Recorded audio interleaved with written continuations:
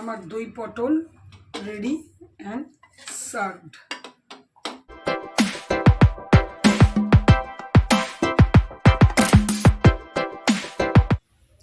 সকাল সকাল মায়ের বাগানে এসেছি, তার কারণ দেখো আজকে 8খানা স্থলপদ্ম ফুটেছে, দুটো গাছ মিলিয়ে। ওই গাছটায় 5টা, এই গাছটায় 3টে। এত ভালো লাগছে না। আর এই জবাটা তো তোমাদেরকে সবসময় বলি দারুণ। Good morning and welcome back to my channel Shubhamita's lifestyle. আর আমি শুভমিতা বলছি। আশা করি তোমরা ভালো আছো। আমি বিন্দাস আছি, খুব ভালো আছি। আমি এখন ফিরে যাচ্ছি, বুঝতেই পারছো, রাস্তা দিয়ে হাঁটছি। বাস স্ট্যান্ড যাব বাস ধরতে। আজকে তো খুব ভালো একটা শুভ দিন, খুব ভালো দিন, নীল ষষ্ঠী। আমার খুবই আফসোস লাগে বা খারাপ লাগে, যেটা আমার শ্বশুরবাড়িতে এটা নেই। আমার খুবই করতেও ইচ্ছে হয়, কিন্তু যেহেতু নিয়মে নেই সেহেতু করার তো কোনো প্রশ্ন আসছে না। এরপরে অশোক ষষ্ঠীটা আমরা করি, নীল ষষ্ঠীটা করতে সত্যি খুবই ইচ্ছে করে। যাই হোক, ভোলে বাবা তো সবই বুঝবে, সন্তানের জন্য করা তো। তবে হ্যাঁ, সন্তানের নামে প্রদীপ বাপের বাড়ি থেকে জ্বালিয়ে দেয়। তো ঠিক আছে, চলো বাস স্ট্যান্ডে যাই, পৌঁছাই, বাস ধরি, পরে তোমাদের সাথে ঘরে গিয়ে কথা বলবো। আর হ্যাঁ, তোমরা যে যেখান থেকে আমার ভিডিও দেখছো প্রত্যেককে জানাই অশেষ ধন্যবাদ। মায়ের পায়ের ব্যথাটা আবার সকালবেলা আজকে করছিল, দেখা যাক। নার্ভের জন্য বলছে, তো নার্ভের ডাক্তার দেখাতে হবে। এখন কোথায় কীরকমভাবে নার্ভের ডাক্তার আসে একটু খোঁজখবর নিয়ে দেখাতে হবে। হেঁটে আসছি, তখন একটা বাস বেরিয়ে গেল, তাই আজকে একটু বাসের জন্য আমাকে এখানে বসতে হবে। এসে কোমর বেঁধে সমস্ত কাজ কমপ্লিট করে চান পুজো কমপ্লিট করলাম। প্রথমেই তো এসে আগে বাগানটা ঝাড় দিলাম, মানে পাতাতে যা তা হয়ে গেছিলো। তারপরে ধোয়া, ঘরটর মুছে, চান পুজো সমস্ত কিছু হয়ে গেল।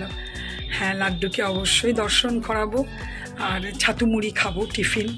ভাবলাম ভিডিওটা তোমাদের সাথে অনেকক্ষণ কথা বলিনি, সেই মানে রাস্তাতেই যা তোমাদের সাথেই হয়েছিল, তারপর আর কথা হয়নি। মাঝখানে আমি টুকটাক কটা জিনিসই সামনের দোকান থেকে নিয়েও এসেছি।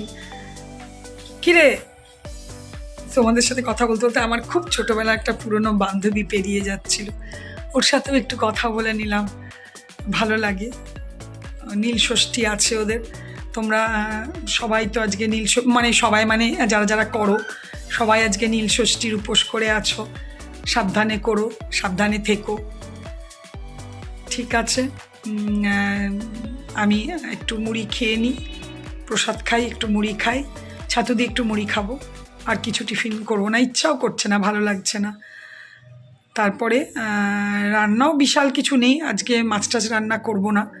একটা পিসের মাছের ঝোল আছে, তোমাদের দাদা যদি নেয় তাহলে গরম করে দেবো, আমি আজকে খাবো না। একটু পটলের আইটেম করব ভাবছি, পটলগুলো শুকিয়ে যাচ্ছে, পটল আছে, বেশ বড় বড় পটল কিনেছিলাম, সেগুলো আছে।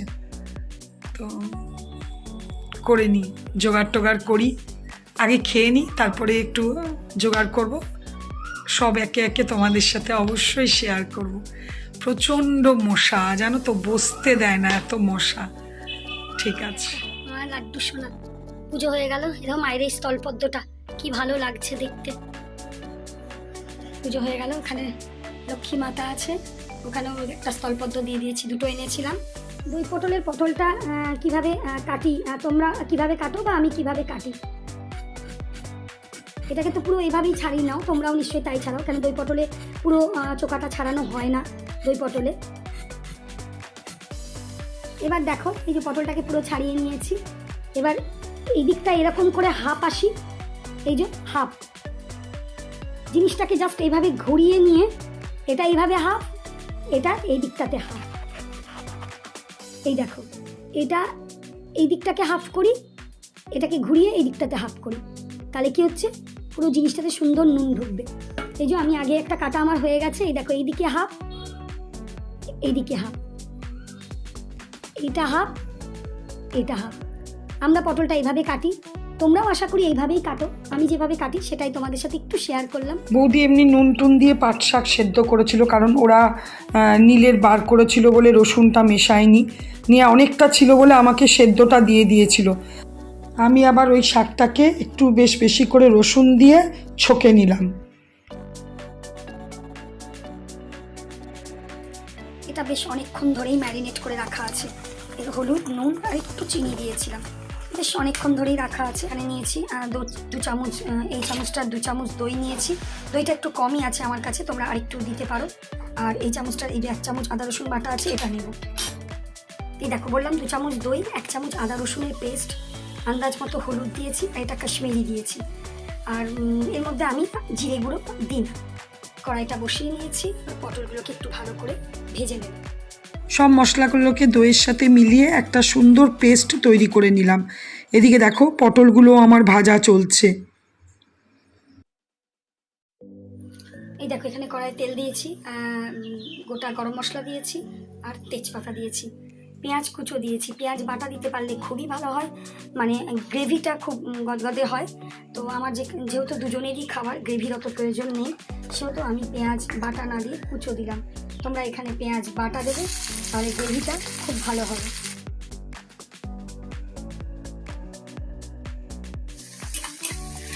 পেঁয়াজটা খুব ভালো করে কিছু ভাজা হয়ে গেছে। এবার আমি যে পেস্টটা দেবো, অনেকের আছে দই দিলে দইটা কেটে যায়। এই পেস্টটা যতক্ষণ আমি দেবো, একদম আঁচটাকে সিম করে নিয়েছি।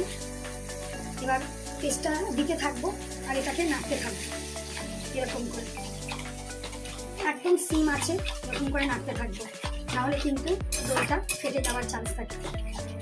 আমারও এমন নয় যে কোনো ফাটেনি, তা নয়, আমারও আগে ফেটে যেত, এখন আর ফাটে না। এভাবে নাড়তে থাকবো। এই দেখো কি দারুণ সুন্দর করে কষা হয়ে গেছে, তেলও ছেড়ে দিয়েছে। এবার আমি পটলগুলো দিয়ে দেবো। খুব একটা জল দেব না, ওই মশলা তৈরি করা বাটিটা ধুয়ে জাস্ট একটুখানি জল দিয়ে দেবো, আর উপর থেকে ঢাকা দিয়ে দেবো। কারণ পটলগুলো তো জানোই ভাজা হলেও পুরো সেদ্ধ হয় না।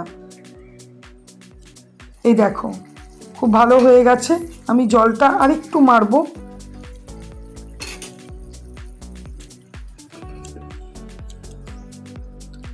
এই দেখো দারুণ হয়ে গেছে। এবার ঘি গরম মশলা দিয়ে দেবো, ব্যাস আমার রেডি।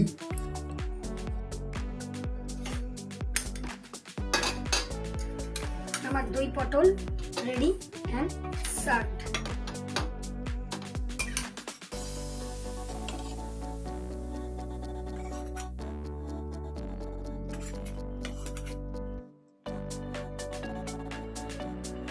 এই দেখো ফ্রিজে বেশ অনেকগুলো জিনিস ছিল, রান্না তো কমপ্লিট হয়ে গেছে, বেশ অনেকগুলো, সেগুলোকেও বার করলাম, গরম করলাম। এই দেখো পোস্ত ছিল এতটা, এটাকে ভালো করে গরম করলাম, ডালটাকে গরম করলাম। এখানে সেই দিনকার সেই লাউ চোকা ভাজা ছিল, এত কিছু ছিল। আমি তো এগুলো কিছু নেবো না, কিন্তু খেতে বসলেই তোমাদের দাদা আসে, ওই জন্য গরম করে রাখলাম। এখনও মাছ আছে, যদি খাই তো দেবো। আর ইভিনিং, শুভ সন্ধ্যা। এই দেখো আমার লাড্ডু সোনা আজকে বোঁদে খাচ্ছে।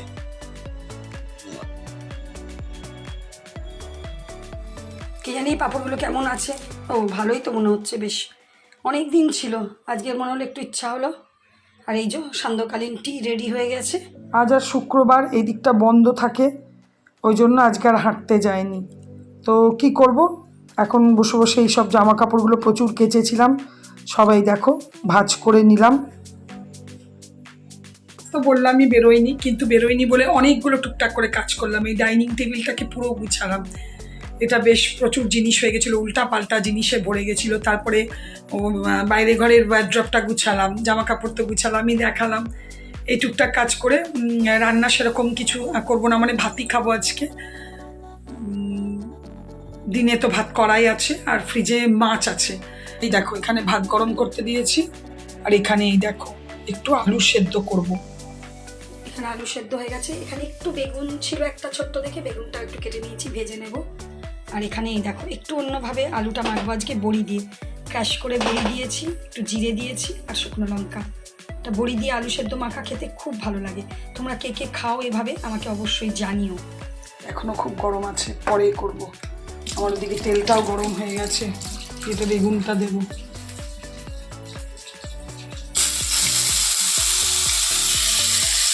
খুব গরম হয়ে গেছে তেলটা। এই দেখো এখানে বেগুন ভাজাটা রেডি হয়ে গেছে, আলু সেদ্ধটা ভাগ করে নিয়েছি, আমার দিকটা লঙ্কা দিয়েছি। আর এই যে একটা পিস মাছ আর হাফ মাথা আছে, এটা ঘোষবাবুর জন্য গরম করব। আর এটা হচ্ছে আমার ডিনার। 2-3টে শর্ট বানালাম, বানিয়ে বসে বসে এইসবই করছিলাম। খাওয়া তো অনেকক্ষণই হয়ে গেছে আমার। তোমাদের দাদা এখনও আসেনি, ওর এখন একটু দেরি হচ্ছে আর আমি একটু তাড়াতাড়ি খাই। আজকে তো 9:30 পৌনে 10টার মধ্যে খেয়ে নিয়েছি, আর তোমাদের দাদা আস্তে আস্তে মোটামুটি 11টা বেজে যাচ্ছে। কারণ কাজের চাপটাই সেরকম, একটু বিজনেস লাইনের কাজ তো এগুলো, সেলসের কাজ তো, সুতরাং একটু চাপ থাকে। যাই হোক, বসে বসে ভাবছিলাম তোমাদের সবার খুব সুন্দরভাবে নীল ষষ্ঠী পার হলো। আমার বৌদিকে ফোন করলাম, বৌদিরও সব কিছু খুব সুন্দর করে করেছে। হ্যাঁ, বৌদির হেল্পিং হ্যান্ড এখন নেই, মায়েরও শরীরটা ভালো নেই। যাই হোক, সব কিছু মিলিয়ে বৌদিরকেও ফোন করেছিলাম, বলল সব কিছু খুব ভালোভাবে হয়ে গেছে। এটাই খুব ভালো লাগলো শুনে। আর তোমাদেরও সবার নিশ্চয়ই সব কিছু ভালোভাবে হয়ে গেছে। আমার ইচ্ছে করে, কিন্তু ইচ্ছে করলেই তো কিছু করার নেই। বিয়ের পর থেকেই শুনে আসছি আমার শ্বশুরবাড়িতে নীল ষষ্ঠীটা নেই। কেন খুব ডিটেলসে আগে হতে পারে শুনেছিলাম, আমি জানি না, এখন আর মনে নেই। এখন ওটাই জেনে এসছি যে নেই। তো সুতরাং নেই যখন, তখন তো সেটা মানতেই হবে। যেটা আমার শ্বশুরবাড়িতে আছে, যা যা উৎসব আছে, যা যা পুজো পার্বণ আছে, আমি খুব নিষ্ঠা সহকারে প্রত্যেকটা করি।